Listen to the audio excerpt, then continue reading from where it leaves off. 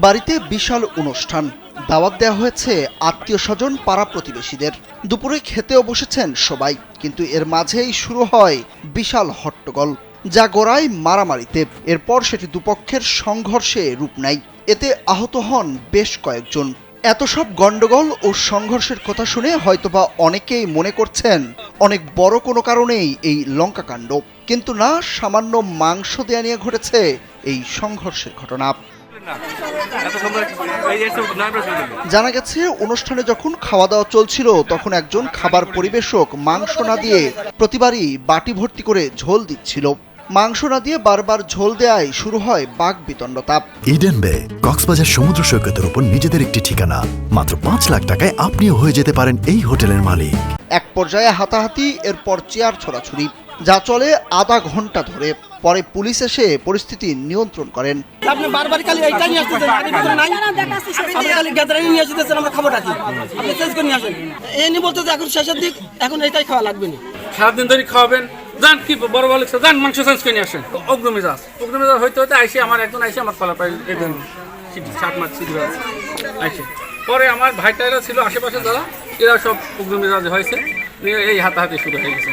শুক্রবার বিকেল 3:30টার দিকে কুষ্টিয়ার কুমারখালী উপজেলার নন্দলালপুর ইউনিয়নের মনোহরপুর গ্রামের রাশিদুল ইসলামের বাড়িতে ঘটেছে এই ঘটনা।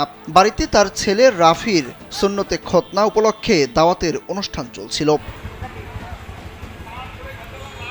স্থানীয়রা জানান, রাশিদুলের ছেলে রাফির খতনা উপলক্ষে আয়োজিত অনুষ্ঠানে অন্তত 300 স্বজন ও প্রতিবেশীকে দাওয়াত করা হয়। দুপুর থেকে সাজানো প্যান্ডেলে খাওয়া দাওয়া চলছিল।